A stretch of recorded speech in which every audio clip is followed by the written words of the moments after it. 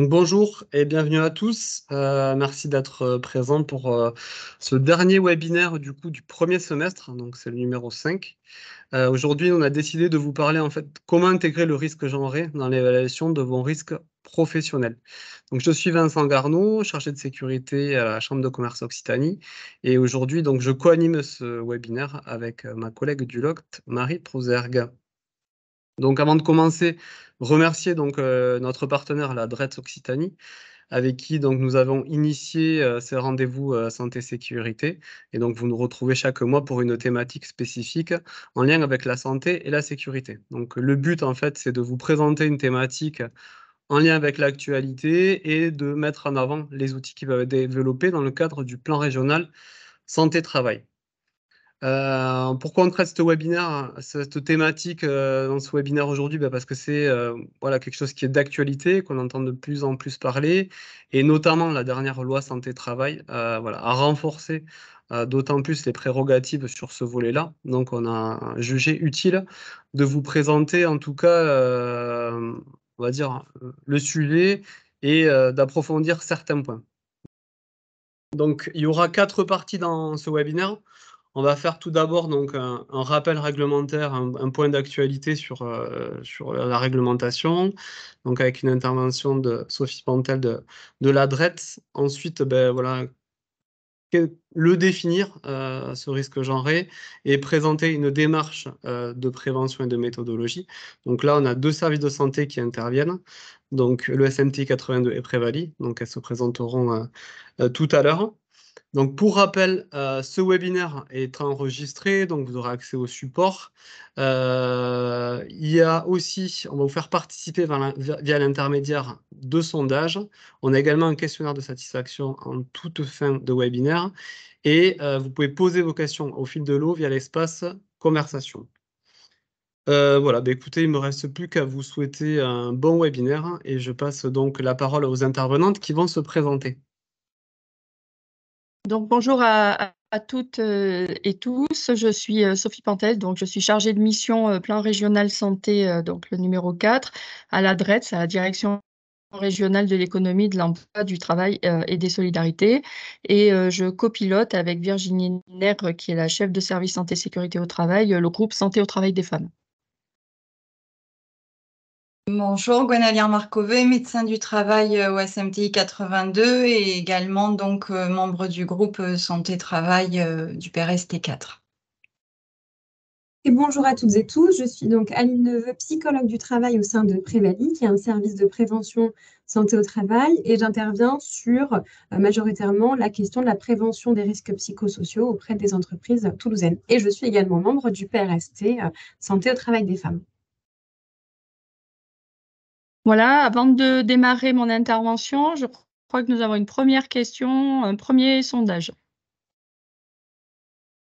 Alors, on va d'abord passer la parole à Gwenaëlle pour une petite interrogation. Donc, voilà, je te laisse parler. Ça sera juste après le sondage. Donc, l'idée, en fait, c'est de poser un petit... On entend un petit peu donc DUERP genré ou DUERP sexué. Et donc, c'est vrai que c'est pas nécessairement évident de savoir la différence entre les deux et quel est le terme que l'on peut utiliser du coup. Donc, juste une petite définition entre le sexe et le genre. Donc, le sexe, globalement, ce sont tout ce qui est attributs biologiques. C'est la biologie, donc c'est l'équipement génétique avec les chromosomes, c'est l'hormone, c'est l'anatomie, si c'est plutôt donc un sexe féminin ou masculin, c'est vraiment biologique, sur des critères purement biologiques. Et c'est quelque chose qui est fixe et qui est médical.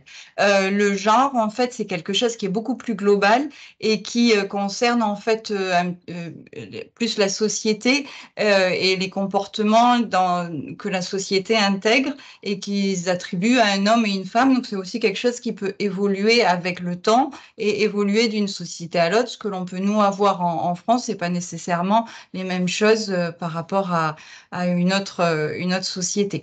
Donc, l'idée, c'est d'être le plus global possible et de considérer le DUERP genré qui permet aussi du coup davantage s'adapter à la société qui va évoluer. L'idée aussi, c'est de dire que en fait, l'idée de faire un DUERP genré, c'est pas pour différencier, discriminer les hommes ou les femmes. Et en fait, c'est de mieux pouvoir définir les populations exposées aux risques et aux dangers afin de faire une prévention de meilleure qualité. Et puis, c'est vrai qu'on est quand même sur une société anthropocentrique donc du coup, où on a plutôt des valeurs sur l'homme moyen. Et c'est vrai qu'on peut voir dans certaines démarches que la femme, quand même, à la base, elle est des fois plus petite, avec moins de force physique. Et c'est vrai que l'idée, là, c'est de considérer vraiment, en fait, que les démarches aussi que l'on fera pour les femmes sont aussi valables pour les hommes. Pour vous donner un exemple, c'est vrai qu'avant, moi, j'étais médecin du travail sur le Lot. Et donc, je surveillais donc une société de bus. Et en fait, on avait des populations de chauffeurs femmes.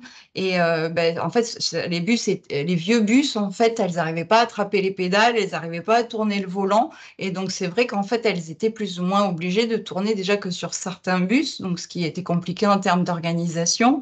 Et c'est vrai que dans le DU, ce n'était pas nécessairement abordé qu'il y avait cette population de femmes qui ne pouvaient pas tourner. Et de la même manière, en fait, pour les pauses, par exemple, les pauses pipi, les choses comme ça, ce qu'on a mis en place pour les femmes, ça a aussi profité aux hommes. Donc, vraiment, l'idée du DUERP genré, c'est de faire profiter des marches pour les deux sexes et non pas simplement de se focaliser purement sur la population féminine. Voilà.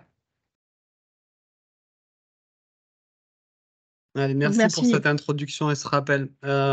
Du coup, avant de passer sur la définition du cadre réglementaire, on voulait vous solliciter pour justement voir vos connaissances sur le sujet.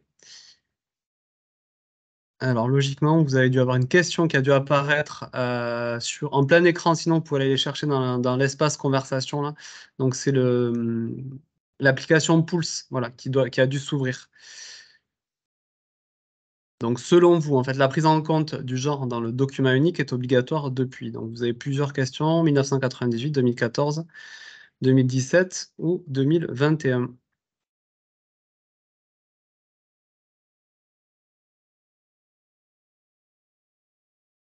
Alors, je vois que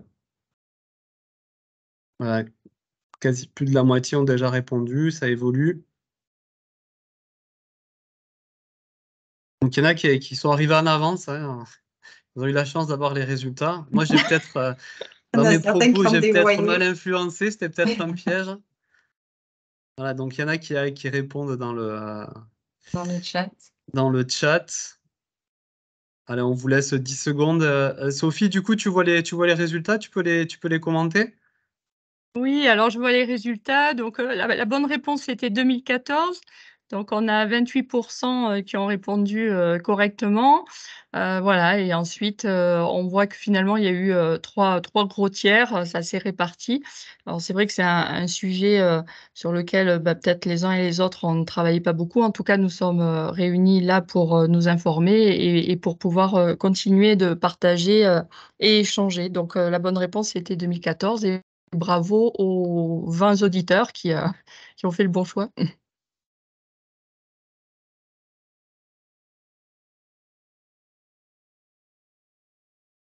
Voilà, donc du coup, je vais démarrer mon intervention. Alors quelques éléments, relatifs au cadre, réglementaire.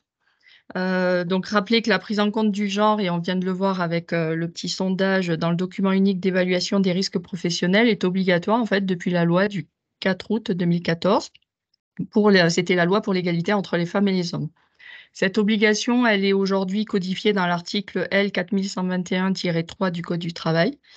Donc ça signifie, très concrètement que le document unique d'évaluation des risques professionnels doit tenir compte de l'impact différencié de l'exposition aux risques en fonction du sexe. Et la finalité de cette obligation, et je rejoins ce qu'a pu vous dire, Gwenaëlle, précédemment, est de permettre d'évaluer de manière vraiment précise l'exposition des salariés hommes, l'exposition des salariés femmes aux risques professionnels, et ainsi de pouvoir adapter les actions de prévention ainsi que les équipements de travail. Les enjeux sont importants, et reposent sur, des éléments qui sont, factuels. Je vous partage la slide suivante. Donc pour illustrer mon propos, Je vous propose que l'on regarde ensemble ce graphique qui a trait à l'évolution des accidents du travail selon le sexe entre 2001 et 2019. Et donc, si on observe ensemble le résultat du homme-femme confondu, vous constatez avec moi une diminution des accidents du travail et nous pourrions finalement nous en satisfaire si on ne prenait que ce chiffre. Or, si on examine les résultats par sexe, vous constaterez que si le pourcentage baisse pour les hommes, il augmente de manière importante pour les femmes. Il faut que j'avance ma slide. Hop. Sur cette diapo, on va traiter en fait de l'existence de la division sexuelle du travail qui conduit à des expositions différenciées. Donc, sur la partie droite de la slide, vous voyez que les femmes sont concentrées dans 12 des 87 familles professionnelles. Certaines professions et donc les conditions de travail concernent davantage les femmes et d'autres concernent davantage les hommes. Sur le tableau de gauche, vous voyez que les femmes sont plus présentes sur les métiers de l'aide à domicile, employés de maison, des métiers d'accueil, de la santé, et les hommes dans les secteurs plutôt du bâtiment, de la sécurité, de l'informatique. La question que nous devons nous poser, c'est quelles conséquences a cette division sexuelle du travail en termes de risque professionnel? Et de nombreuses études ont été conduites, notamment par l'ANACT, et qui montrent que les femmes sont en conséquence plus particulièrement exposés au risque des troubles musculo-squelettiques et aux risques psychosociaux, tandis que les hommes seront, à contrario, plus exposés au cancer, par exemple, de l'amiante. Alors.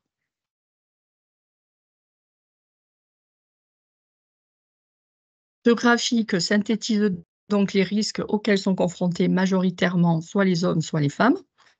Donc, pour les femmes, vous voyez que ce sont des risques qui ont trait plus au RPS, aux risques psychosociaux, aux troubles musculo-squelettiques, aux violences sexistes sexuelles au travail, et Aline Neveu y reviendra tout à l'heure.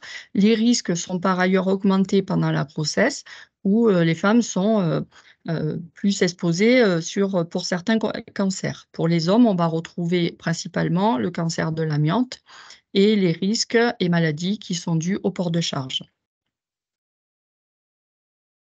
L'évaluation des risques professionnels consiste donc à identifier les risques auxquels sont exposés les salariés d'une entreprise en vue de mettre en place les actions de prévention pertinentes couvrant à la fois des dimensions techniques, humaines, mais aussi organisationnelles.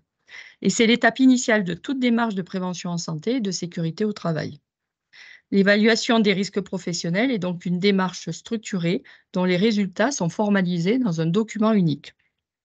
Je vous rappelle que ce document est mis à disposition des salariés, des membres du CSE, des délégués du personnel, du médecin du travail, inspecteur du travail et des agents de prévention.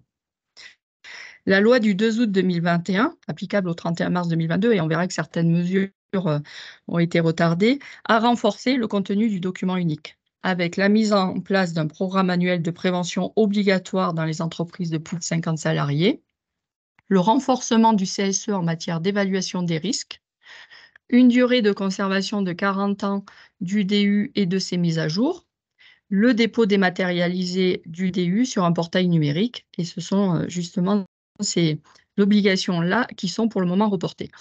L'évaluation des risques professionnels relève de la responsabilité de l'employeur et s'inscrit dans le cadre de son obligation générale d'assumer la sécurité et de protéger la santé de ses salariés.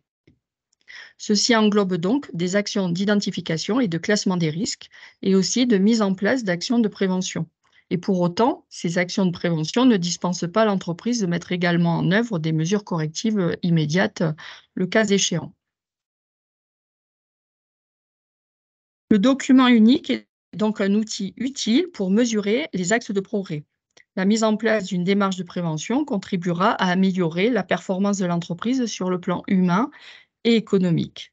Et pour recueillir les éléments d'analyse, il est nécessaire d'identifier les unités de travail, il est nécessaire d'analyser les situations de travail et de l'exposition des salariés aux risques associés, il est nécessaire d'identifier des moyens de prévention et de protection existantes, et tout ceci de manière à pouvoir élaborer et aboutir à un plan d'action.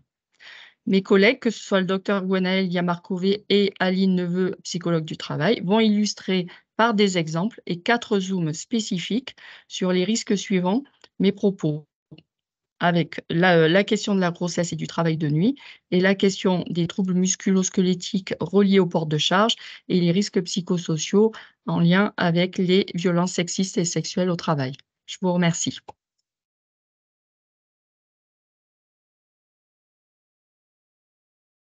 Donc Merci, là, Sophie. on va commencer par un petit quiz aussi avant d'entamer après la présentation en tant que telle. Je suis en train de le lancer, logiquement. Ah, il a dû apparaître chez vous. Donc en fait, voilà. Vous avez vu qu'on va vous présenter des zooms et on voulait connaître votre avis sur en fait, la prise en compte du genre dans le document unique, sur quel risque elle va avoir un impact important. Donc c'est un questionnaire à choix multiples. Voilà, vous pouvez cocher sur celui qui vous paraît là où elle va avoir le plus d'importance.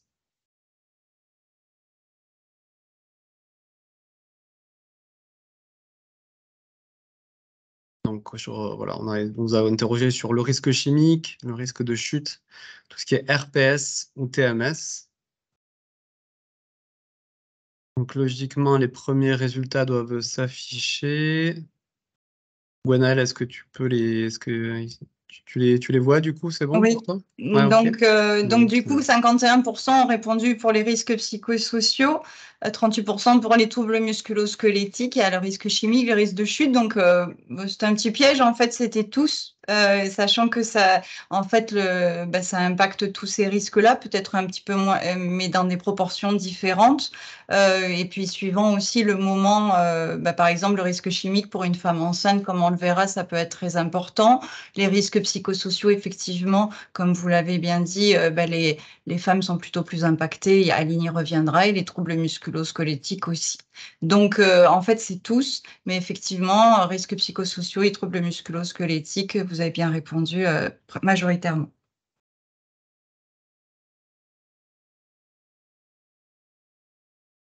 Donc, comme Sophie vous le disait, on doit évaluer l'impact différencié du sexe donc, dans le DURP depuis 2014.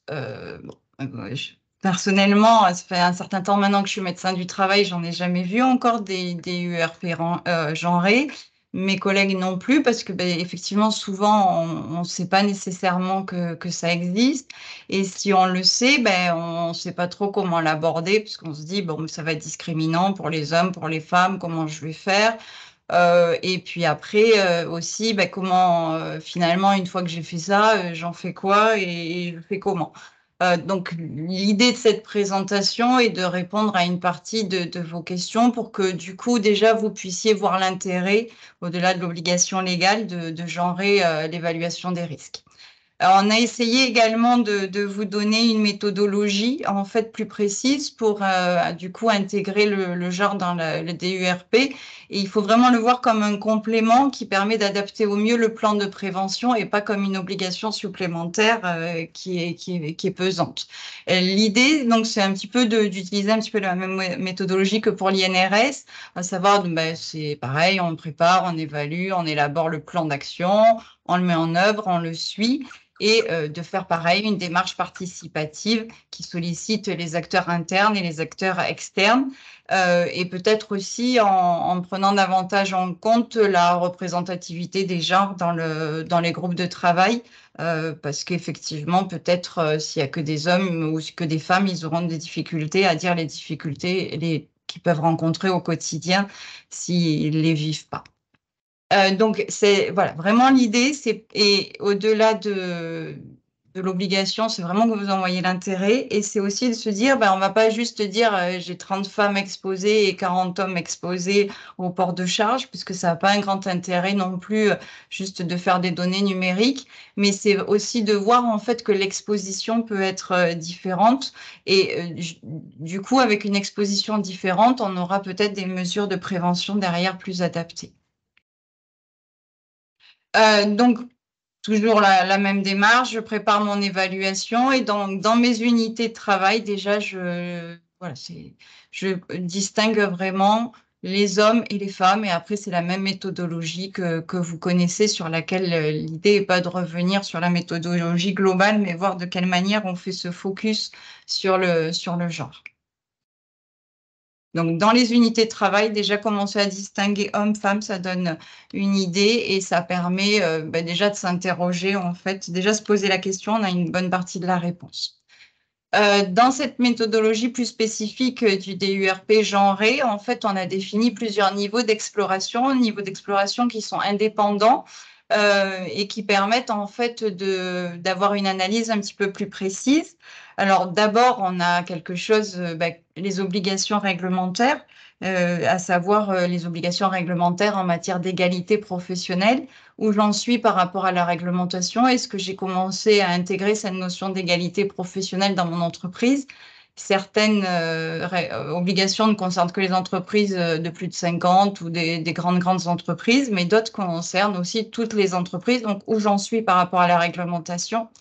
Donc, vous verrez que la première slide, je vous ai répertorié les différentes obligations. J'y reviendrai pas, c'est pas mon champ de compétences, mais vous aurez une synthèse à peu près globale des différentes obligations qui s'imposent à vous.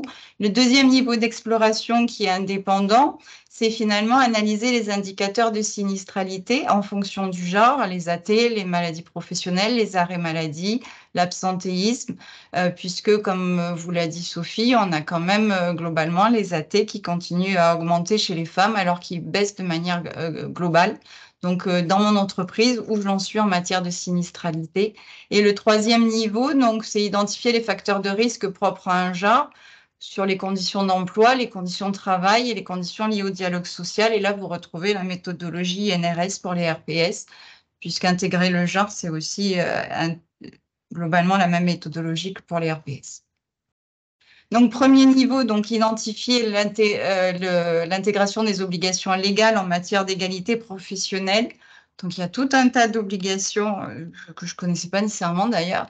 Celui qu'on connaît le plus, c'est l'index d'égalité professionnelle, mais qui là concerne plutôt les grandes entreprises. Mais il y a tout un tas de choses en fait, et avec différentes lois qui se sont succédées. Comme souvent, quand il y a différentes lois qui se succèdent, c'est qu'a priori, les choses ont encore du mal à être intégrées. Mais où j'en suis, et peut-être prendre quelque chose, voir si je peux travailler davantage sur une obligation dans mon entreprise. La deuxième chose, donc qui là est davantage mon domaine de compétence, c'est analyser les indicateurs de sinistralité en fonction du genre. Donc, les données AT-MP, donc les AT augmentent davantage chez les femmes. Néanmoins, on sait que les accidents graves et mortels concernent plutôt les hommes. Pour 90%, ce sont des hommes. Mais globalement, donc les femmes, ça augmente en fréquence et en gravité, mais non mortelle. En quelque sorte, les accidents mortels, ça concerne déjà les hommes. Donc, de pouvoir déjà savoir où j'en suis dans mon entreprise. Est-ce que les AT, c'est plutôt des hommes? Est-ce que c'est plutôt des femmes? Pareil pour les maladies professionnelles, et checker un peu quel type de maladie professionnelle en fonction du genre, sachant que si vous ne le faites pas, c'est pas grave. Et même la Sécu, moi j'ai cherché en faisant le diaporama là, si les données de la Sécu genrées, j'en avais pas. Hein. Donc eux aussi, ils ont aussi ça à se mettre en... Ils travaillent là-dessus. Donc c'est quelque chose qui vraiment permettra de mieux adapter les actions de prévention.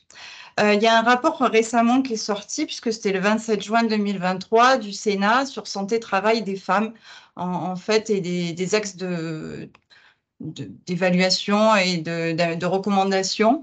Et donc, ils ont fait aussi les rapporteurs, donc, ont fait toute une évaluation. Donc, en fait, on considère que dans une entreprise, donc, les femmes seraient 30 à 40% plus absentes que les hommes. Donc, ça correspond à 4 à 5 jours de plus par an, hors maternité et paternité. Donc, il y a quand même un absentéisme plus important chez les femmes. Et le baromètre annuel de Malakoff en fait montrait que 48% des femmes se sont vues prescrire un arrêt au cours de l'année 2022 contre 37% des hommes. Donc, c'est aussi quelque chose que l'on retrouve en matière de pourcentage. Donc, où j'en suis, pareil, dans mon entreprise, et peut-être après interroger le pourquoi, mais déjà se poser la question, c'est un grand pas. Au-delà des indicateurs donc, de sinistralité, l'idée, c'est d'identifier les facteurs de risque propres à un genre. Donc, par exemple, les conditions d'emploi et les conditions de travail. Donc, moi, je traiterai la grossesse, le travail de nuit, les charges, le TMS. Et Aline vous traitera davantage les RPS et les VSST.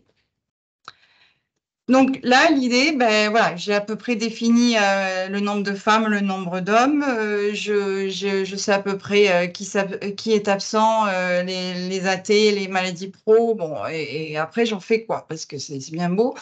Donc, en fait, vraiment, l'idée du DURP genré, c'est de se dire, c'est quoi ma population exposée et comment je fais par rapport à ma population exposée. Par exemple, pour les femmes, il y a une période qui peut être critique, qui est la période de la grossesse. Et au-delà même de la période de la grossesse, c'est finalement la période de conception. Donc, c'est les 3 premiers mois de la grossesse, donc quelque part avant que la grossesse soit déclarée et avant même que la femme elle-même, quelque part, en ait conscience. Et voilà. Donc, l'idée, c'est de se dire, ben, il va vraiment falloir que si j'ai des femmes, entre guillemets, en âge de procréer dans une population exposée à du risque chimique, j'ai vraiment une information au top et de qualité, que peut-être dans le livret d'accueil, ben, du coup, j'incite la femme à me déclarer sa grossesse au plus tôt et que j'ai vraiment bien évalué l'impact du risque chimique sur le risque de tératogène.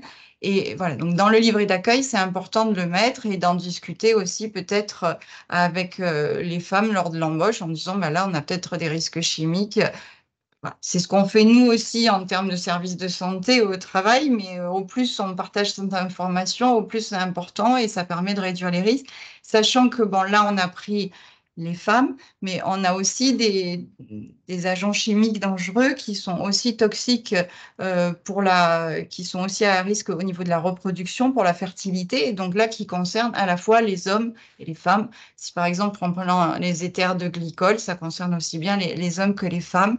Et voilà, donc vraiment bien important finalement, ça me permet vraiment d'avoir quelque chose de plus adapté parce qu'on sait que c'est une période qui est très sensible et donc où en plus il y a beaucoup d'anxiété. Donc finalement, si on en parle avant, la femme, elle aura aussi plus de facilité peut-être à nous déclarer la grossesse parce que vous savez qu'elle n'est pas obligée de le faire.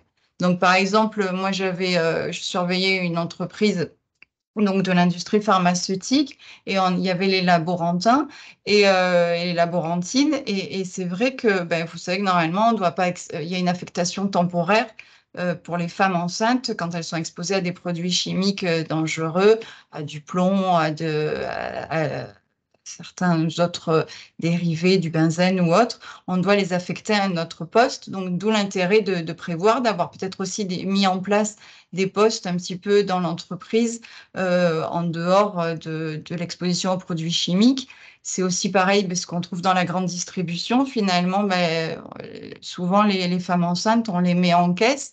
Mais si en caisse, voilà, donc de le prévoir aussi quelque part, d'avoir des postes un petit peu disponibles pour lesquels je puisse réaffecter les femmes enceintes. Le travail de nuit ensuite, donc puisque du coup on a dans les conditions de travail, il y a aussi donc tout ce qui est horaire. Donc on sait que les femmes sont davantage exposées au travail de nuit puisqu'elles sont, de par la division sexuelle du travail, en fait on les retrouve beaucoup dans les milieux de soins. Et c'est vrai que du fait de la continuité des soins 24 heures sur 24 heures, on a beaucoup d'infirmières ou d'aides-soignantes ou d'ASH qui peuvent travailler la nuit. Et donc ça c'est important, voilà, à savoir que le travail de nuit, globalement, on sait que c'est quelque chose qui est reconnu comme cancérigène. Et les dernières études disent que quand on travaille de nuit, si on a travaillé de nuit pendant plus de 10 ans, au moins 2 nuits par semaine, on a plus 26% de risque d'avoir un cancer et notamment un cancer du sein. Donc, sachant que le cancer du sein, c'est aussi un cancer qui arrive relativement jeune par rapport peut-être à d'autres cancers, c'est aussi important quelque part on va pas supprimer le travail de nuit, c'est pas l'idée, on va pas affecter que des femmes plus âgées, c'est pas l'idée non plus, mais aussi finalement, on sait que peut-être on devra réintégrer après, donc l'information. Nous, on l'a fait aussi en tant que médecin du travail sur le suivi gynéco, sur les choses comme ça quand on travaille de nuit, mais aussi de se dire, mais finalement, peut-être que je vais avoir une population qui après risque de réintégrer le travail avec un cancer du sein. Et donc, finalement, en matière de prévention de la désinsertion professionnelle, comment je me positionne, peut-être faire des postes pareils, aménagés, allégés. Voilà. Donc, c'est vraiment des focus sur certaines choses. L'idée, c'est que vous les mettiez en place après à votre sauce dans l'entreprise, mais c'est des petits focus, voilà, grossesse, travail de nuit. Et ensuite, donc, on a plus des choses plus spécifiques liées donc, aux facteurs de risque particuliers. Donc, par exemple, le port de charge. Donc là, on sait que dans la norme CNAM, on a plutôt 25 kilos pour les hommes et 15 kilos pour les femmes. D'ailleurs, une recommandation du rapport du Sénat, c'était d'abaisser pour tout le monde. Donc, c'est vrai que du coup, on retrouve aussi les hommes finalement dans des travaux où il y a des fois plus de port de charge.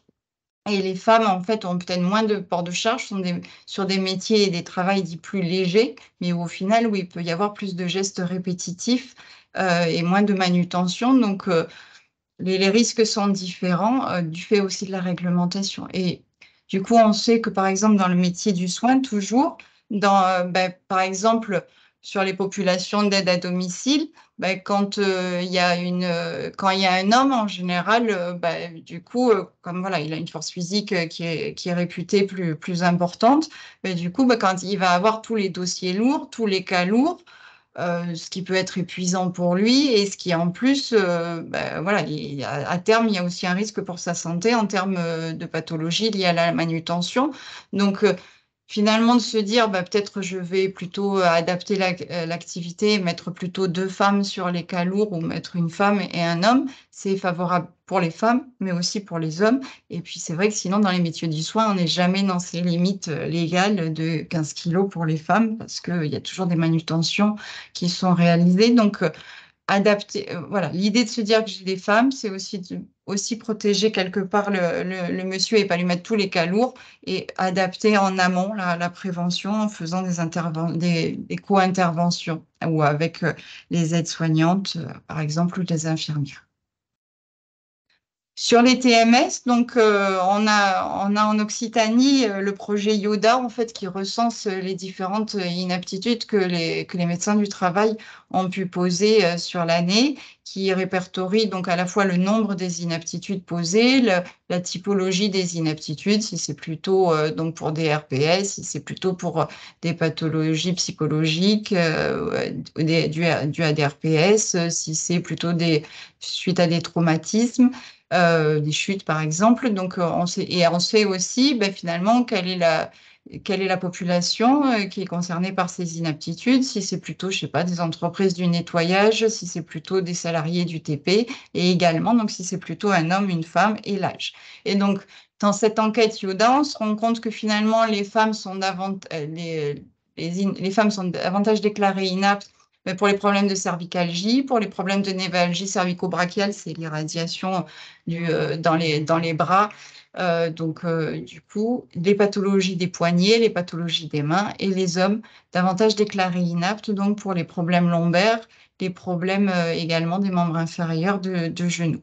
Globalement, les femmes, elles sont plus concernées par les inaptitudes pour TMS et également plus concernées par les TMS en matière de maladies professionnelles ou de maladies à caractère professionnel. On estime que 60% des maladies professionnelles TMS, en fait, ce sont des femmes. Et il y a aussi beaucoup plus de femmes concernées par les RPS, mais ça, Aline y reviendra. Et ensuite, on se rend compte que même parmi les femmes, il y a une inégalité en fonction du poste que l'on peut occuper, à savoir que les ouvrières, globalement, sont davantage concernées par les TMS qu'une population, par exemple, de cadres, et aussi davantage concernées que pour les populations ouvrières masculines. Donc là, c'est pareil. Finalement, est-ce que quand je fais le port de charge, je distingue un petit peu homme-femme? Est-ce que j'ai un petit peu également distingué finalement, quels sont les gestes répétitifs réellement qui sont faits, puisque en mettant les femmes sur des travails plus légers, au final, je les expose à d'autres risques, même en voulant bien faire. Et voilà, je surveille donc des bases logistiques. Et c'est vrai que les bases logistiques, c'est eux qui préparent globalement les commandes pour la grande distribution. Et donc, donc les sorties de goulotte, des fois, c'est haut. Et donc, elles ont sans arrêt les bras levés. Et donc, certaines femmes, des gens, on ne peut pas les affecter à certains postes parce que c'est pas adapté rien qu'au niveau ergonomique. Et finalement, d'abaisser les goulottes pour les femmes, ça sert aussi pour les hommes parce qu'eux aussi, ils prennent le poids davantage à hauteur, du coup, à hauteur d'homme, ce qui est quand même plus simple aussi en matière de prévention plus globale. Donc, l'idée, c'est vraiment de se dire, voilà, quelle est ma proportion d'hommes, quelle est ma proportion de femmes? Est-ce que finalement, tous mes postes sont adaptés à toutes les morphologies? Parce que sinon, effectivement, je risque de pénaliser plutôt un sexe ou plutôt un autre. Voilà. Je laisse la parole à Aline. Merci Gwenaëlle. Donc, on va donc aborder maintenant le sujet des risques psychosociaux. Donc, on vient de faire le lien entre TMS, grossesse, risque chimique et le genre.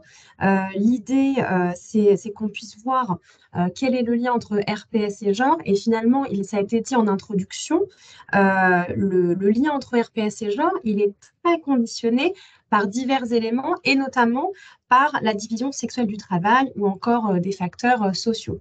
On voit d'ailleurs dans le Grenelle du 12 juin 2018 que les femmes sont moins présentes que les hommes sur le marché du travail. Elles sont beaucoup plus souvent à temps partiel. Vous voyez, 26% contre 6%. Elles occupent des postes qui sont moins qualifiés, en dépit pourtant d'un niveau d'études plus élevé. Et on les retrouve principalement sur des postes administratifs, des postes de l'enseignement, de la santé et de l'action sociale.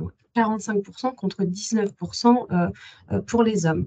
A contrario, les hommes sont davantage présents sur les métiers liés à l'industrie.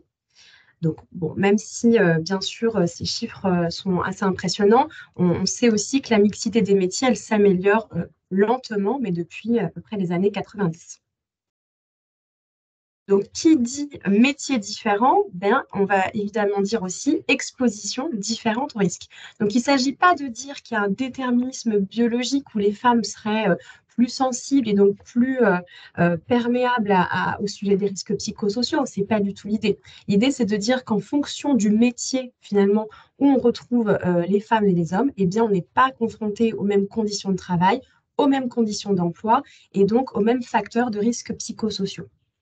On voit d'ailleurs dans une étude de 2019 et puis poursuivie par une étude de 2023 sur les conditions de travail et mixité, que les hommes vont être davantage exposés à des facteurs de risque tels le travail de nuit, les horaires alternants, le manque d'informations claires qui va être lié à un conflit de valeurs, un désaccord avec les tâches à réaliser et une intensité du travail.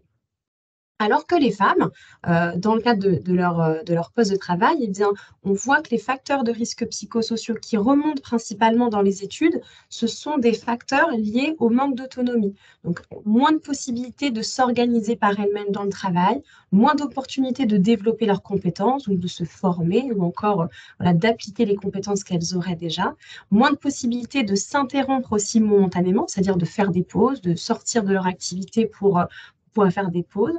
Elles sont plus souvent soumises au conflit de valeurs, elles décrivent un manque de soutien et de reconnaissance et elles sont davantage liées à l'instabilité du poste qui les amène à une insécurité en fait socio-économique et donc à une forme de précarité également. Donc, ces éléments théoriques, ils vont venir en fait étayer notre évaluation des risques psychosociaux. Ça va venir en fait nous guider dans la méthode que nous allons retenir. Donc, comment on évalue les risques psychosociaux? Eh bien, vous le savez peut-être, mais on utilise principalement deux grandes méthodes, deux grands outils, pardon, puisque la méthode, c'est celle qui a été décrite précédemment, la méthode DU, en fait, où on va utiliser, on va répartir par unité de travail les modalités d'évaluation. Donc, en termes de méthode, on a les méthodes qui sont plutôt quantitatives, où ça va être plutôt du questionnaire, et des méthodes qualitatives, où là, on va plutôt parler d'entretien individuel, entretien collectif. Donc là, l'idée, en fait, c'est qu'on puisse intégrer la question du genre dans l'outil d'évaluation que vous allez pouvoir proposer. Donc, si on utilise un questionnaire, ben, vous savez, dans un questionnaire, enfin, en tout cas, nous, tel qu'on a l'habitude de le faire, on va poser des questions pour un petit peu segmenter les populations, c'est-à-dire, par exemple, le service, l'âge, l'ancienneté ou encore le genre. Pour les méthodes qualitatives, donc c'est un peu plus difficile, l'appréciation, elle va se faire de manière un peu plus abstraite, mais ça va être l'idée d'avoir en tête ces fameux facteurs de risque qui sont plus prédominants et les interroger ou avoir une attention plus particulière, plus soutenue. Par exemple, si on prend finalement les exemples que je viens de donner précédemment, avec le fait que voilà, la théorie nous montre, les études nous expliquent que les femmes sont beaucoup plus contraintes au manque d'autonomie, bon, ben, on va venir regarder un petit peu ça. C'est-à-dire que moi, quand je vais traiter des questionnaires, je vais regarder les questions qui abordent les sujets de l'autonomie. Je vais regarder s'il y a une différence qui est perçue dans le cadre de l'organisation de travail par les hommes ou par les femmes.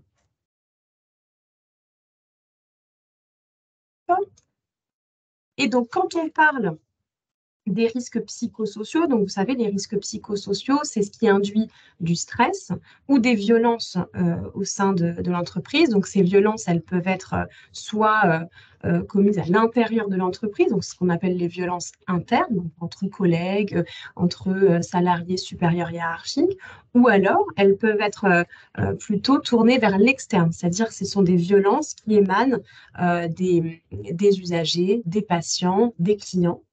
Et ces violences, elles peuvent être de différents ordres, mais là, on fait un focus sur les violences sexistes et sexuelles au travail. Pourquoi? Parce que parmi ces risques psychosociaux, eh bien, c'est particulièrement influencé par le genre, puisqu'on va le voir à l'instant, enfin juste après, mais finalement, les femmes sont davantage soumises aux violences sexistes et sexuelles que les hommes. Donc voilà pourquoi c'est un sujet sur lequel, enfin, pour lequel on ne peut pas faire l'impasse. Donc, quand on parle de violences sexistes et sexuelles au travail, on parle de quoi? Eh bien, on parle de viol, d'agression sexuelle, de harcèlement sexuel ou encore d'agissement sexiste. D'ailleurs, la loi qui est plutôt récente, du 5 septembre 2018, a renforcé le cadre juridique contre le harcèlement sexuel en y intégrant les agissements sexistes au travail. La loi, elle implique tous les acteurs de l'entreprise sur les questions de prévention. Donc, dans le DU, on doit aussi voir apparaître ces questions-là pour prévenir les violences sexistes et sexuelles au travail. Donc, en termes de chiffres, pour illustrer les propos que je viens d'énoncer, on a dans une enquête Genèse 2021, vous voyez, donc soit 2 femmes sur 5 qui seraient victimes de VSST et 1 homme sur 7. Donc, bien sûr, les hommes y sont aussi confrontés. L'idée, ce n'est pas de dire que c'est qu'une affaire qui concerne les femmes, mais vous voyez qu'il y a des proportions qui sont quand même différentes. Une autre étude de janvier 2018 par l'IFOP qui était commandée par le compte du Défenseur des droits nous dit qu'une femme sur 3 aujourd'hui serait concernée par le harcèlement sexuel.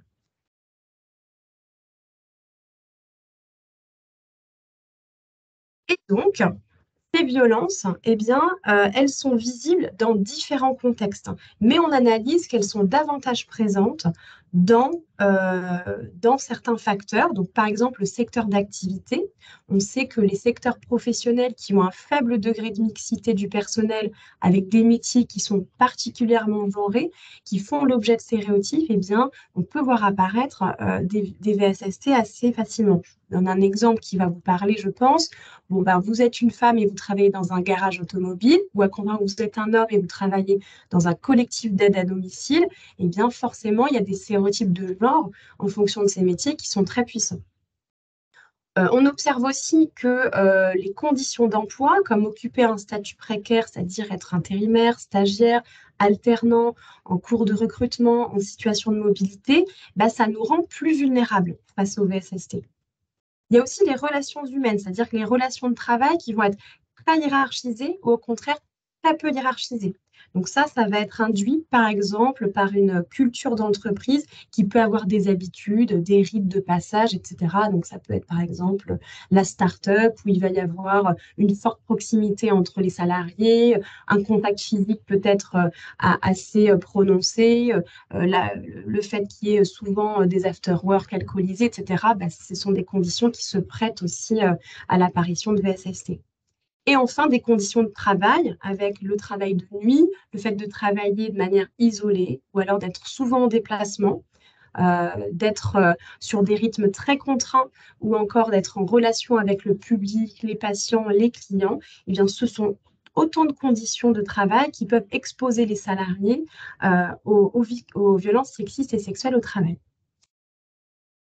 Donc, une fois qu'on s'est dit tout ça, eh bien, finalement, qu'est-ce qu'on en fait? Donc, on vous a dit, l'idée, c'est d'évaluer ces risques-là, enfin, en tout cas, de les prendre en compte dans le cadre de votre évaluation des risques professionnels.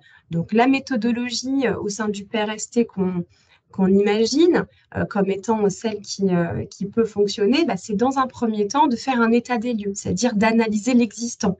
Où on en est sur la question des violences sexistes et sexuelles au travail dans mon entreprise. Est-ce que c'est déjà arrivé? Est-ce que j'ai déjà entendu finalement un ou une collègue s'exprimer à ce sujet-là? Donc évidemment, ça va être là la priorité de prendre les mesures nécessaires en l'orientant notamment vers le médecin du travail ou vers des partenaires, des associations pour prendre en compte évidemment ce que dit cette victime, mais ça va être aussi votre obligation employeur d'enquêter si toutefois la personne commence à nous parler de harcèlement.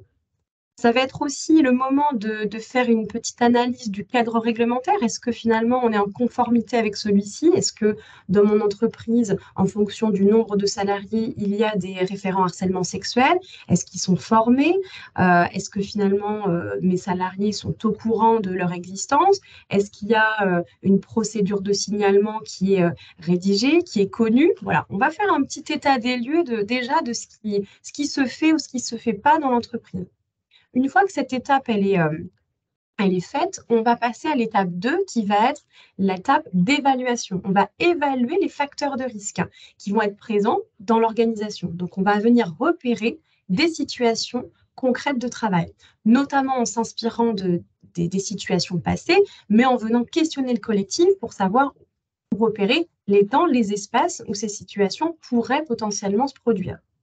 Et enfin, évidemment, c'est toute la philosophie du DU. On ne s'arrête pas à l'évaluation du risque, mais on vient mettre en place l'action de prévention dans le cadre d'un plan d'action. Donc, on va venir mettre en place des actions concrètes pour prévenir les risques qui auraient été identifiés. Si je reprends un petit peu, l'objectif, c'est quoi? C'est de repérer les espaces et les temps où les VSST peuvent se produire. Alors, on est bien d'accord. Donc, autant on vous disait le DU genré, on en voit très peu. Et la mise en place de prévention des violences sexistes et sexuelles au travail, c'est assez nouveau pour les entreprises. Donc, on sait bien que c'est quelque chose pour vous qui est assez récent. C'est pourquoi le plan régional santé-travail Occitanie, donc le PRST, expérimente aujourd'hui un outil d'évaluation pour vous guider dans ce repérage des risques professionnels qui pourraient amener des violences sexistes et sexuelles au travail. En termes de méthode, on s'appuie sur un groupe de travail au même titre, dans la même logique que le DU, et on vient interroger les unités de travail en fonction de ce qu'elles vivent. Alors pourquoi on fait ça? Parce que en fonction de l'activité qu'on occupe, de sa mission, du poste de travail qu'on a, on n'est pas du tout soumis ou soumise au même risque. Par exemple, vous êtes en contact avec de la clientèle ou des patients toute la journée, c'est pas tout à fait la même chose que si vous êtes à l'accueil ou si vous êtes à la logistique. Voilà. Donc, on va venir justement adapter au plus près l'évaluation aux situations de travail. Donc, petite illustration d'une structure qu'on a pu accompagner au sein de Prévalis sur cette question-là. Donc, le contexte, c'était une entreprise de 80 salariés où les salariés disaient être soumis aux violences sexistes et sexuelles au travail de la part de leurs clients. Donc, la demande initiale, c'était former, on a besoin de former nos salariés pour qu'ils puissent repérer les VSST. Donc, nous, on a été mobilisés pour assurer des sessions de sensibilisation. En y réfléchissant et en discutant avec l'employeur, avec la référente harcèlement sexuel, on s'est dit, est-ce que c'est judicieux de sensibiliser dans un premier temps des personnes qui se disent déjà victimes de ces violences-là? Est-ce que c'est pas finalement plus intéressant de s'appuyer sur leur vécu pour identifier finalement des situations et pour éviter que ces violences se produisent, pour agir en prévention? On s'est mis d'accord là-dessus et donc on a pu déployer une méthode. Donc vraiment, la proposition a été complètement reformulée en ce sens. Donc la méthode qui a été déployée, c'est dans un premier temps de créer un petit groupe de travail paritaire, donc avec bien sûr l'employeur, c'est une condition élémentaire pour que la démarche elle puisse être portée. Avec aussi la référente harcèlement sexuel et après des salariés qui vont être un petit peu, qui vont représenter chaque service de l'entreprise. Dans un deuxième temps, une fois que ce groupe a été mobilisé, les acteurs du groupe ont été sensibilisés pour harmoniser les connaissances, pour désamorcer des inquiétudes, pour mettre à plat certaines interprétations, certaines idées sur le sujet. Puis, on a mis en place l'évaluation. Donc, par petits groupes de travail, il a été question d'identifier les facteurs de risque pour pouvoir vraiment avoir une vision un peu 360 degrés des situations qui pouvaient se produire. Après ça, on a fait une analyse de toutes ces situations. On a fait cette petite restitution au groupe de travail qui, lui, après, a priorisé les actions afin de construire le plan d'action en s'appuyant sur d'autres salariés qui ne faisaient pas forcément partie du groupe. Mais là, voilà, ils se sont dit, c'est intéressant d'inclure d'autres personnes parce que c'est un sujet qui nous concerne toutes et tous et il y a forcément des bonnes idées à prendre partout. Et après, ensuite, ils ont pu formaliser des actions dans leur document unique.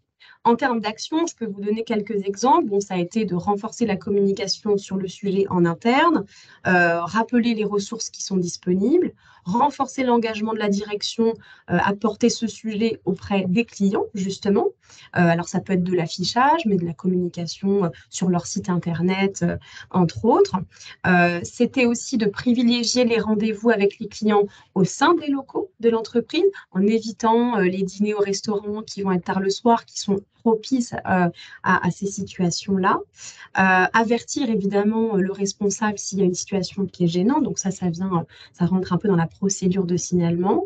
Alors, une petite action qui est plus anecdotique, mais qui a quand même son intérêt, mettre à disposition plus de chaises dans les bureaux pour éviter que le collègue ou le client vienne se coller finalement pour regarder l'écran ou venir se poser, s'asseoir sur le bureau et venir un petit peu rentrer dans la bulle de la personne et qu'elle puisse le vivre un petit peu comme une petite agression.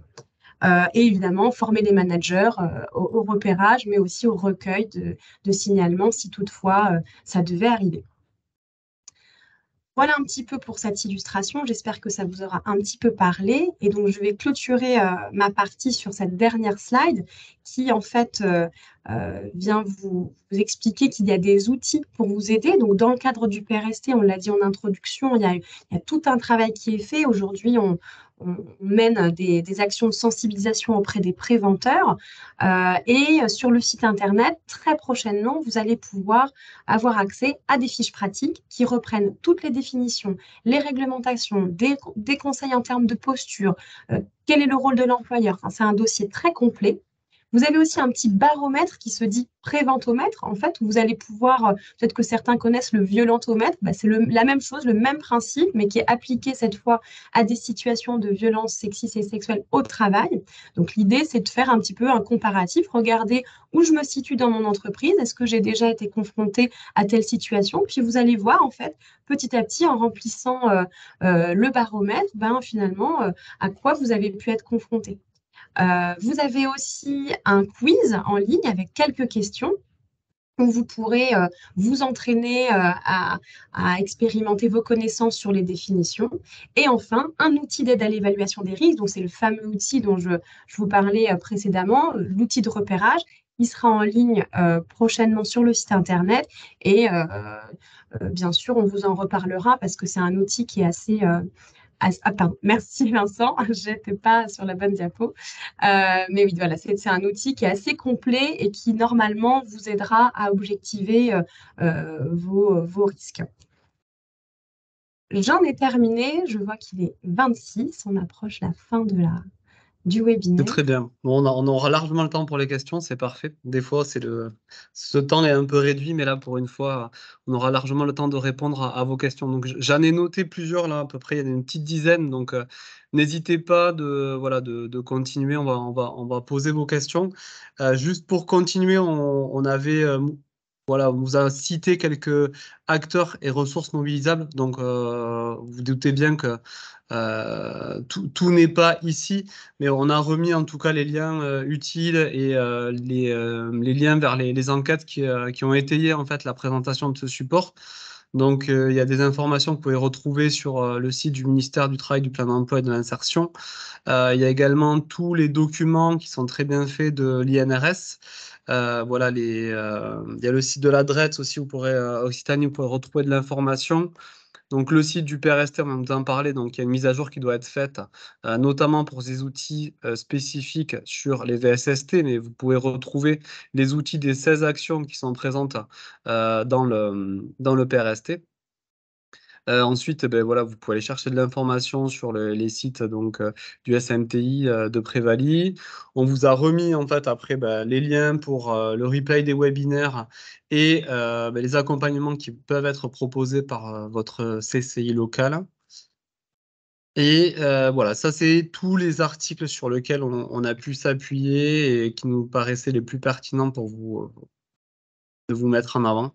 Donc, il y a un article voilà, sur de Karen Lessing, le sondage IFOP qui a été présenté tout à l'heure, le rapport INSERM, le rapport 2023 sur la délégation aux droits des femmes et la dernière étude d'ARES sur le sujet. Une partie agenda comme habituellement, donc on reprend le second semestre, les rendez-vous sécurité au mois de septembre, après une pause estivale. Donc il y aura 3 webinaires sur ce second semestre. Le premier donc au mois de septembre sur la prévention des addictions.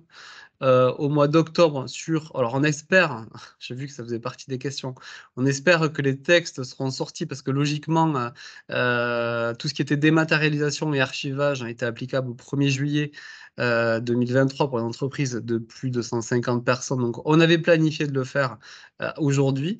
Malheureusement, donc, les décrets n'étaient pas sortis. Donc on espère que ça sera sorti pour octobre. Et enfin, un dernier webinaire sur la prévention des accidents graves et mortels. Voilà, juste vous rappeler que si vous faites partie des départements, donc des Hautes-Pyrénées et de l'Aveyron, on a encore 2 dates du PRST Tour en matinale. Donc on vous présente voilà, l'ensemble des outils du PRST avec les thématiques.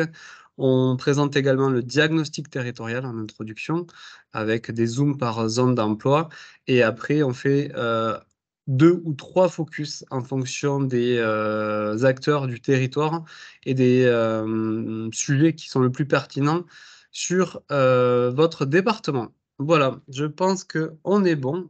Alors Marie, vous le retrouvez ici, donc les intervenantes, et je pense que Marie va nous rejoindre pour qu'on puisse passer à la partie questions-réponses.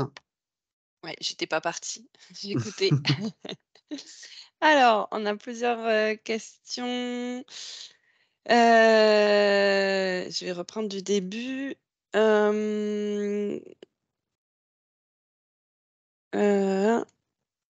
Allons-y. Alors, la première question, c'était comment articuler le conseil médecine du travail en période de préconception et grossesse avec les rendez-vous informatiques mis en place par les caisses de sécurité sociale, consultation d'informations réalisées par le pharmacien.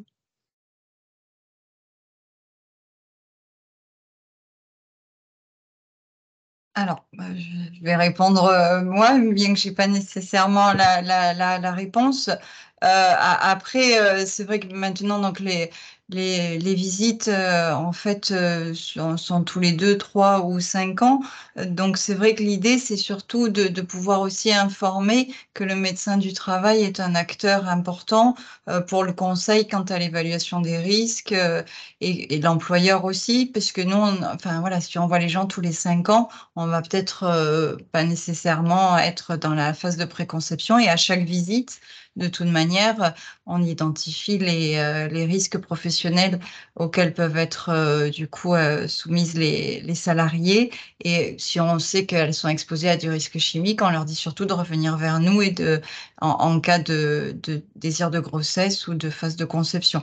Et donc, c'est vrai qu'après, c'est aussi voilà, que tout le monde informe qu'on peut être un acteur et c'est effectivement d'agir le plus en concertation et en partenariat pour avoir une information la plus pertinente possible. Bon, voilà, je pense que ça a à peu près répondu à la question. La deuxième question, c'était comment le travail de nuit peut avoir une incidence sur les cancers du sein?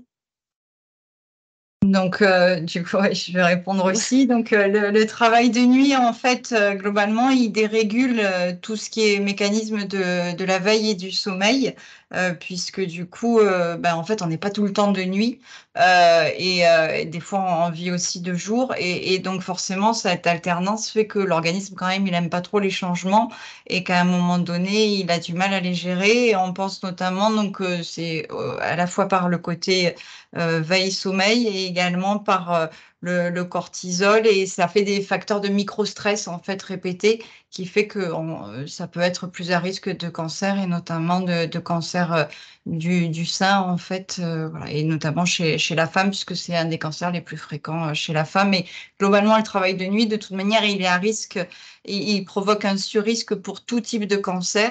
Et comme le cancer du sein est le plus fréquent chez la femme, forcément, c'est ce qu'on retrouve le plus. Et qu'on retrouve le plus aussi dans nos entreprises, puisqu'en moyenne, les cancers du sein apparaissent, donc c'est une moyenne à 63 ans. Bien. La troisième question, c'était doit-on faire un document unique donc d'évaluation des risques professionnels hommes et femmes séparés ou bien peut-on le faire dans le même? Alors, Enfin. Ah ben vas-y si tu veux. Ah, mais vas-y. Non, sinon j'allais dire, il y a qu'un seul document unique d'évaluation des risques professionnels et il suffit de rajouter une colonne, pour, bien, séparer les hommes et les femmes. Oui, et puis sinon, on va distinguer hommes-femmes. Et puis après, si éventuellement dans l'entreprise, vous avez des gens qui se réclament ni de hommes ni de femmes, il va falloir en faire un troisième. Donc, l'idée, c'est plutôt vraiment de mettre dans le même et justement de comparer les expositions et de voir si par rapport au plan d'action, ça concerne tout le monde ou s'il y a vraiment un plan d'action plus spécifique à faire pour les femmes. Et donc, si on les met sur des documents séparés, déjà, c'est pas légal. Et en plus, c'est pas l'intention puisqu'on n'aura pas quelque chose de vraiment spécifique et de comparatif. Et du coup, je vais prolonger la question. Aujourd'hui, est-ce que ça existe dans des outils ou pas? Cette distinction-là, elle existe déjà dans des outils, au service des entreprises? Ce qu'on a essayé de donner là, mais après, il y a le Croct Bretagne qui travaille beaucoup sur des modèles de DU genrés dans leur PRST, mais pour l'instant, j'ai rien trouvé qui existe vraiment de manière formalisée ou par le biais de l'INRS. Donc c'est pour ça que l'on avait essayé de distinguer un petit peu les différents niveaux d'exposition pour aider les entreprises, mais à ce jour, il n'y a rien qui existe, à ma connaissance.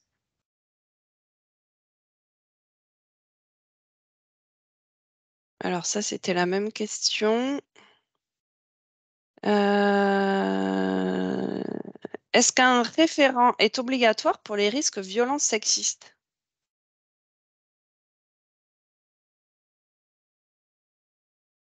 Moi Alors, j'aurais oui.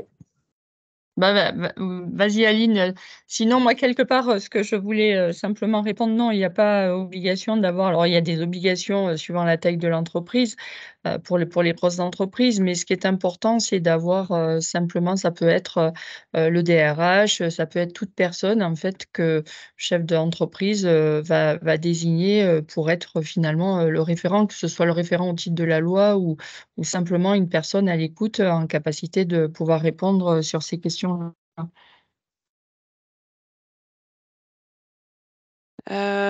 Autre question, lorsqu'il s'agit d'une PME, un référent unique peut-il gérer cette problématique?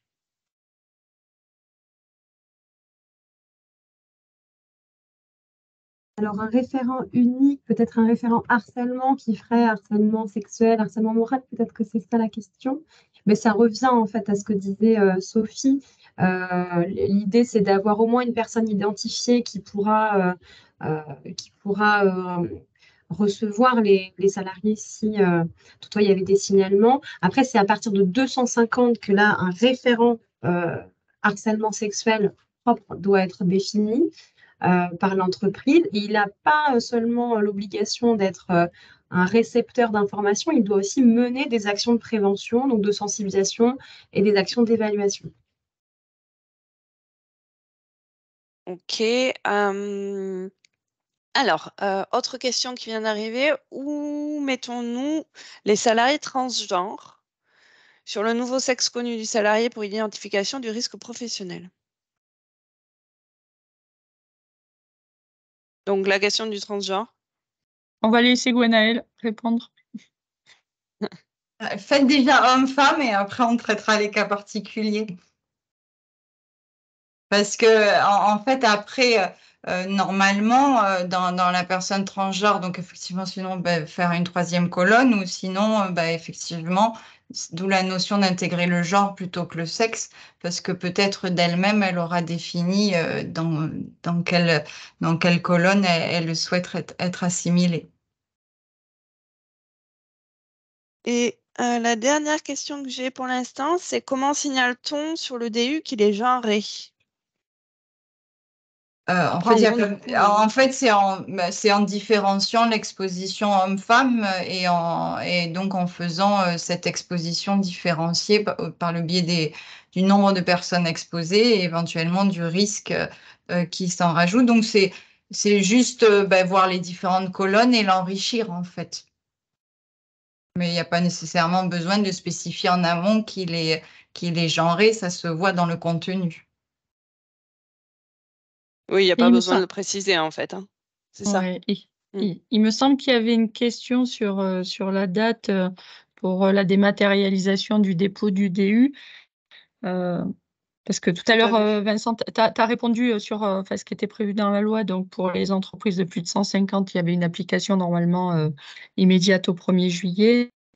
Et pour les entreprises de moins de 150, c'était là où nous étions en attente donc d'un texte. Et en fait, le portail numérique qui va être dédié à ces dépôts, en fait, n'est pas prêt.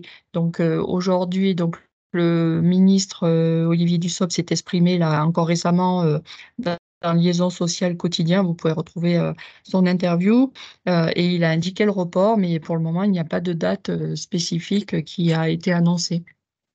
J'ai deux autres questions qui viennent d'arriver. Donc, la première, c'est ne faudrait-il pas distinguer l'évaluation différenciée et la transcription dans le DU? Alors, j'ai du mal, je ne sais pas si vous arrivez à bien comprendre la question. Non, pas Après, bien. c'est en fait finalement comment on retranscrit dans le DU qu'on a bien fait cette évaluation différenciée, c'est ça la question. Je ne sais pas si la personne qui a posé la question peut. Ouais, peut-être préciser parce que c'est pas très clair.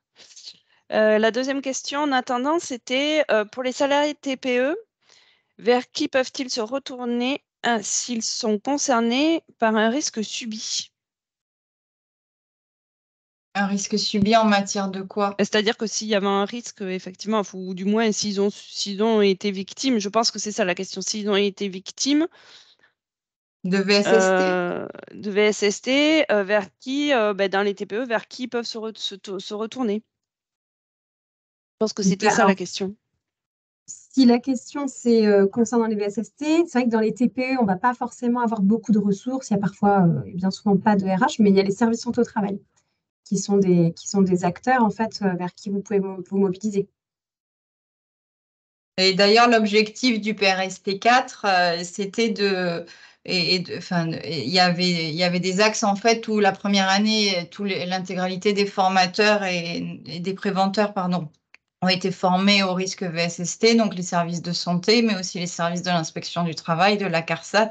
Donc normalement, tout le monde a une base commune pour permettre déjà d'aider les victimes aussi et de les aider à qualifier éventuellement ce qu'ils ont subi. Et en complément à la liste que tu viens d'évoquer, il y a aussi les représentants du personnel qui seront associés aux journées de formation avec les chefs d'entreprise l'année prochaine. Alors, ok, merci. Donc, c'était clair. Donc, du coup, il y a eu, il y a eu une explication de la question précédente. Donc, la transcription peut prendre en compte les fruits de l'évaluation différenciée sans pour autant être obligé de faire des colonnes différentes par sexe. Non? Point d'interrogation. Après, le problème, c'est que si vous ne l'écrivez pas, vous aurez peut-être du mal à prouver que vous avez fait une évaluation différenciée. Et comme c'est quand même une obligation légale, au moins ça permet de bien la mettre en évidence par le biais du document unique. Si jamais, voilà, c'est quand même une obligation légale, donc à un moment donné, il faut prouver qu'elle a bien été réalisée quand même. Donc moi, je conseillerais plutôt de faire des colonnes différentes. Et puis, en complément, ça permet aussi de mesurer l'évolution et le progrès dans le temps. Donc, ça permet d'avoir des éléments de comparaison dans le temps.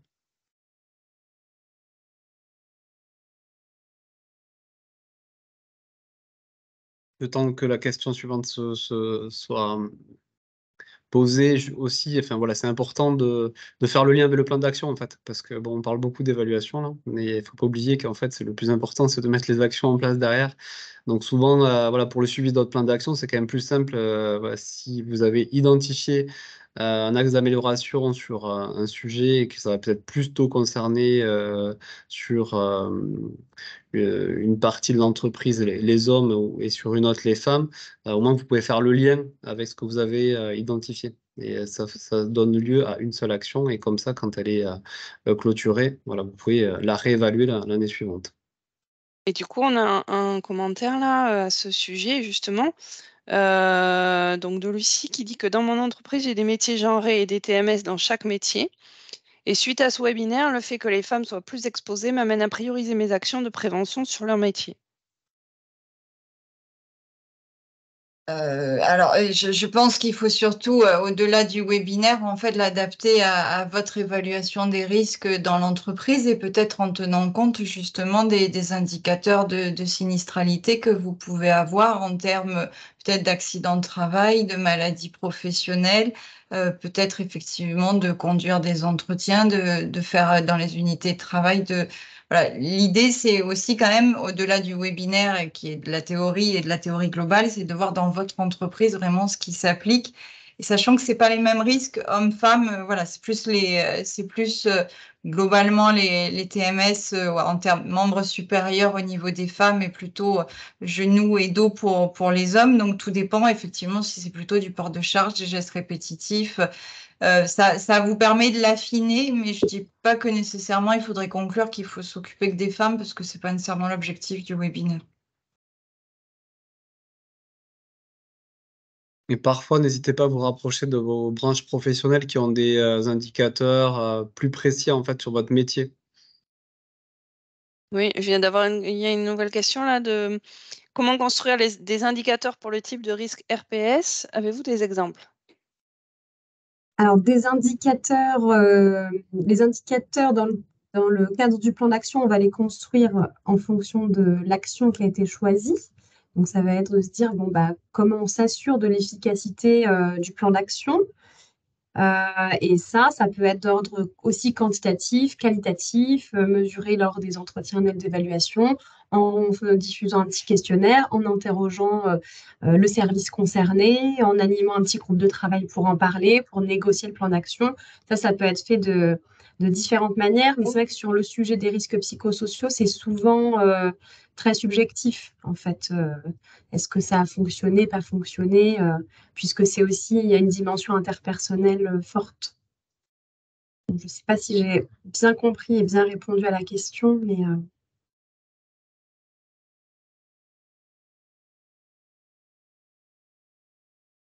Donc pour compléter, là j'ai vu la dernière conversation du coup de Lucie. Et en fait, c'est vrai que par exemple, dans le domaine de la restauration, moi, je suivais une entreprise, c'était donc un restaurant où le chef était plutôt très grand. Donc, du coup, il avait mis tous les plans de travail à sa hauteur. Les placards, voilà, ils faisaient 1,90 m, voire 2 m. Donc, pour lui, il avait tout adapté à sa hauteur. Si ce n'est que moi, quand j'avais une petite apprentie qui avait 15 ans et qui faisait 1,50 m, elle ne pouvait pas travailler en fait dans cette entreprise-là, puisque déjà, elle n'arrivait pas à attraper les casseroles ou les choses comme ça. Donc, il a fallu peut-être faire des plans de travail un petit peu plus bas à des endroits, si dans la mesure du possible, peut-être réarranger le matériel. Et en fait, c'est vrai qu'au départ, en fait, le chef n'avait pas nécessairement pensé à ça. Il avait surtout adapté pour lui. Et il n'avait pas vu que finalement, si on ne mesurait pas 1,90 m, c'était compliqué d'entrer dans l'entreprise et de travailler avec lui. Donc, c'est vrai qu'en fait, de voir en fait cette évaluation genrée, ça permet de se dire, oui, mais finalement, il y a peut-être des choses qui, simplement de par la taille, ça marche pas, ou de par la force musculaire, parce que voilà, on sait que globalement, un homme, il va arriver peut-être à serrer un petit peu plus fort, il a plus de force musculaire, ça c'est anatomique. Et donc, c'est vrai que sur certains métiers, les femmes, elles n'y arrivent pas parce qu'il n'y a pas cette force musculaire.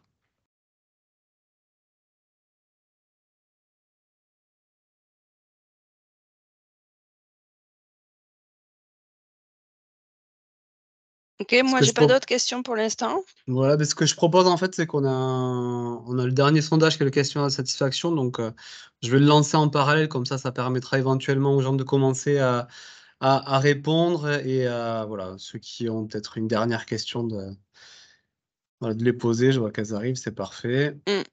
Il y a une dernière question qui vient de tomber. Oui, je la vois. Alors, est-ce qu'il n'y a pas un risque de tomber dans des stéréotypes de genre? Différencier, c'est pas discriminer en fait. Ça dépend si l'objet c'est juste de différencier pour différencier et que derrière il n'y a pas de plan d'action. Effectivement, on peut tomber dans des stéréotypes de genre.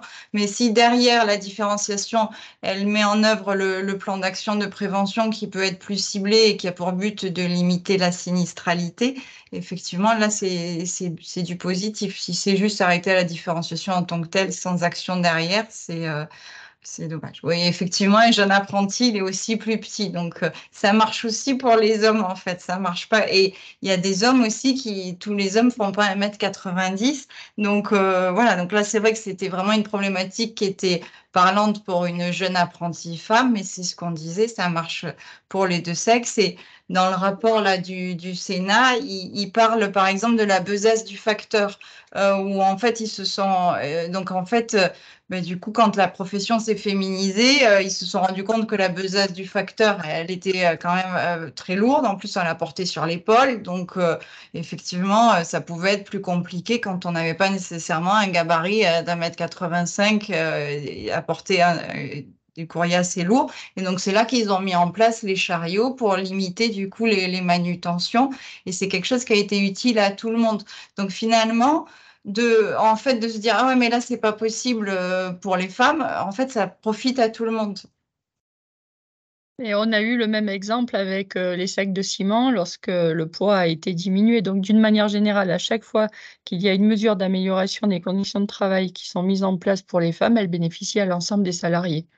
Et bien évidemment, on peut, toutes les femmes ne sont pas petites et les hommes grands, on peut avoir des morphologies un peu différentes. Sophie est très grande, c'est pour ça qu'elle dit ça. Et Gwenaëlle est petite. Voilà, c'est pour ça. Dans la règle. On a le temps d'une dernière question, si vous le souhaitez.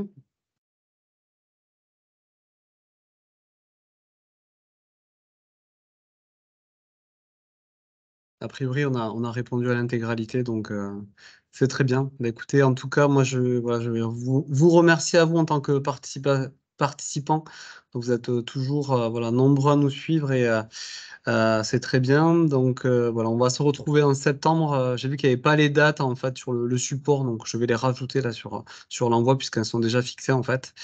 Voilà, donc merci à nos intervenantes expertes également. Merci donc à Marie pour la co-animation de ce webinaire. Du coup, ben, je vous souhaite une bonne fin de journée. Rendez-vous en septembre.